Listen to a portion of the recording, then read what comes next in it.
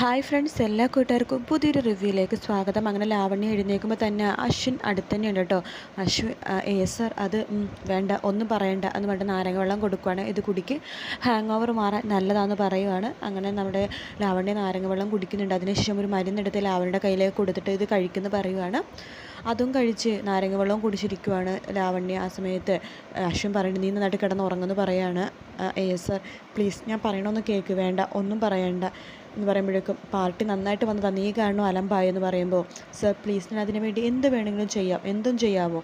അതെ, എന്ത് വേണമെങ്കിലും ചെയ്യാം സർ, എന്നോടൊന്ന് ക്ഷമിച്ചാൽ മാത്രം മതിയെന്ന് പറയുമ്പോൾ, ശരി എന്നാൽ നീ ഒരു കാര്യം മാത്രം ചെയ്താൽ മതിയെന്ന് അശ്വൻ പറയാണ്. എന്താ സർ, എന്താ ഞാൻ ചെയ്യേണ്ടത്? സർ പറഞ്ഞു. സർ പറഞ്ഞു എന്ത് വേണമെങ്കിലും ഞാൻ ചെയ്യും എന്ന് പറയുമ്പോഴേക്കും അശ്വൻ പറയുന്നുണ്ട്, നീ ഒരു കാര്യം ചെയ്യും, മുത്തശ്ശി മുതൽ ഇവിടുത്തെ രാമേട്ടൻ വരെ എല്ലാവരോടും നീ സോറി പറയണം, മാപ്പ് പറയണം എന്ന് പറയുവാണ്. ആദ്യം ലാവണ്യൊന്നും മിണ്ടില്ലെങ്കിലും പിന്നെ ലാവണ്യ പറയുന്നുണ്ട്, ശരി സർ, ഞാൻ അങ്ങനെ ചെയ്യാം. ശരി എങ്കിൽ നീ കിടന്ന് ഉറങ്ങ് എന്ന് പറയുവാണ്. ആ മരുന്ന് കഴിക്കുന്നത് ലാവണ്യക്ക് പെട്ടെന്ന് ഉറക്കം വന്നിട്ട് ഉറങ്ങിപ്പോകുക കേട്ടോ. പിന്നെ കാണിക്കുന്ന അഞ്ജലിനെയാണ്. അഞ്ജലി അടുത്ത് ശ്യാം പറയുന്നുണ്ട്, എൻ്റെ പൊന്നോ ഒന്നുകൂടി ക്ഷമിക്കുക, ഒരാളുടെ ജീവൻ്റെ കാര്യത്തിന് വേണ്ടിയിട്ടല്ല ഞാൻ പോയത്, നിനക്കറിയില്ലാനിട്ട് അവൻ പണ്ട് എന്നെ ഒരുപാട് ഹെൽപ്പ് ചെയ്തിട്ടുണ്ട് പല കാര്യങ്ങളിലും, അത് നമ്മൾ ഒരിക്കലും മറക്കാൻ പാടില്ലല്ലോ, അതുകൊണ്ട് പോയതല്ല എൻ്റെ പൊന്നോ എന്ന് പറയുമ്പോൾ അഞ്ജലി ദേഷ്യത്തോട് കൂടി നോക്കുക കേട്ടോ.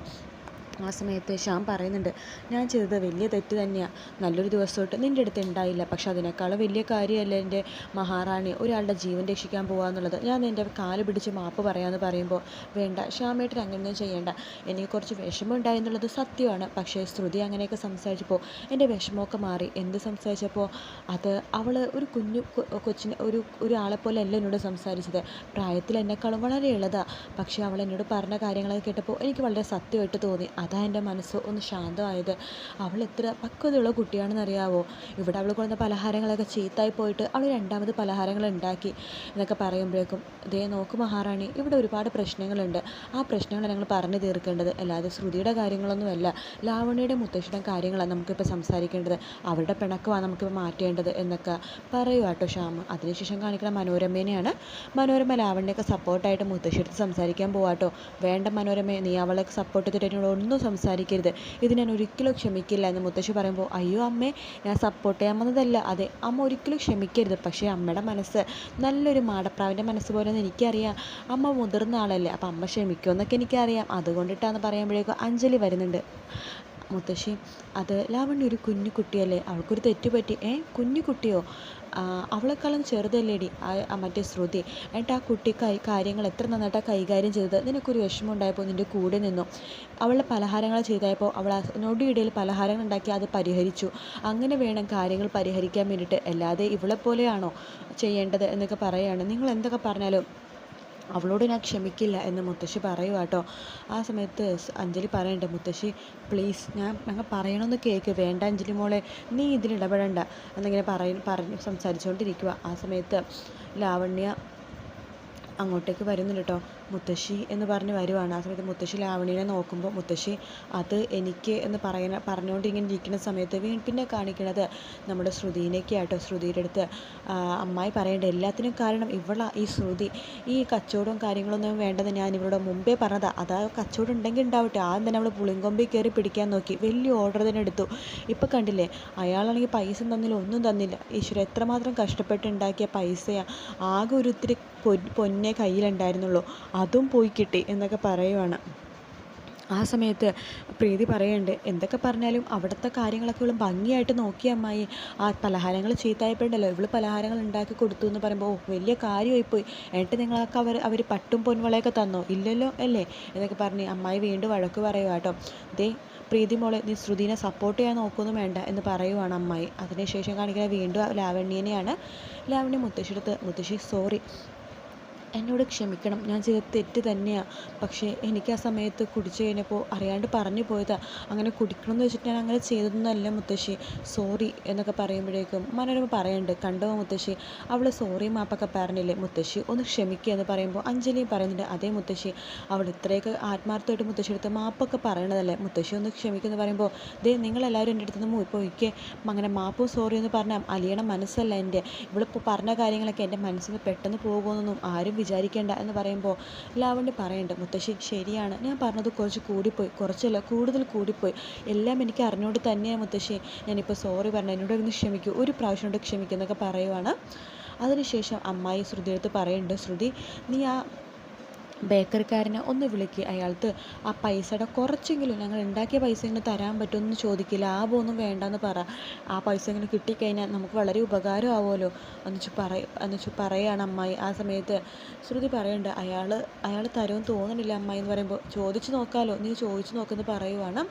അപ്പോഴേക്കും ആ ഫോണിലേക്ക് നമ്മുടെ ശ്യാം വിളിക്കുന്നുണ്ട്. ശ്യാം പറയുന്നുണ്ട്, ഹലോ ശ്രുതി, നിങ്ങളുടെ അവിടെ പ്രശ്നങ്ങളൊക്കെ ഞാൻ അറിഞ്ഞു കേട്ടോ, എന്നാലും ആ ബേക്കറിക്കാരൻ ചെയ്തത് വല്ലാത്ത ക്രൂരത തന്നെയാണ്, പൈസ തരില്ലെന്ന് അയാൾ പറഞ്ഞു കളഞ്ഞല്ലോ, നിങ്ങളുടെ അധ്വാനത്തിൻ്റെ ഫലം പോലും അയാൾ തന്നില്ലല്ലോ എന്ന് പറയുമ്പോൾ ശ്രുതി പറയുന്നുണ്ട്, അയ്യോ ഇതൊക്കെ ഇങ്ങനെ ശ്യാം സാർ അറിഞ്ഞു, ബേക്കറിക്കാരൻ പറഞ്ഞ കാര്യങ്ങളൊക്കെ. ആ സമയത്ത് ശ്യാം അയ്യോ ഒരു അടി കിട്ടിയ പോലെ ഇങ്ങനെ ഇരിക്കുക കേട്ടോ. അതിനുശേഷം അത് ആരും എന്നോട് പറഞ്ഞതല്ല ശ്രുതി, നിൻ്റെ സൗണ്ടൊന്ന് മാറിയാൽ എനിക്ക് മനസ്സിലാവുമല്ലോ, എനിക്ക് തോന്നി അയാൾ അങ്ങനെ എന്തെങ്കിലും ചെയ്തിട്ടുണ്ടാവുമെന്ന്. എന്താ അയാൾ അങ്ങനെയല്ലേ പറഞ്ഞത് എന്ന് പറയുമ്പോൾ അതേ ശ്യാം സാർ, അയാൾ ഒരു 10 പൈസ തരില്ലെന്ന് എന്നോട് പറഞ്ഞു എന്ന് പറയുമ്പോൾ അതെ എനിക്കത് തോന്നി, നിങ്ങൾ വിഷമിക്കൊന്നും വേണ്ട, ശ്രുതിനിപ്പം അമ്മായി വഴക്ക് പറയുമായിരിക്കും അല്ലേ, അത് കാര്യത്തിലെടുക്കണ്ട, ഞാൻ നാളെ അങ്ങോട്ട് വരുന്നുണ്ട്, അമ്മായിനെ ഞാൻ കൂളാക്കിക്കോളാം, ശരിയെന്നാ ഗുഡ് നൈറ്റ് എന്ന് പറഞ്ഞിട്ട് ഫോൺ വെക്കുവാണ്. അതിനുശേഷം അമ്മായി ചോദിക്കേണ്ട, ആരാടി ഈ സമയത്ത് കിന്നരിക്കാൻ വിളിച്ചത്? അത് ശ്യാം സാറാ.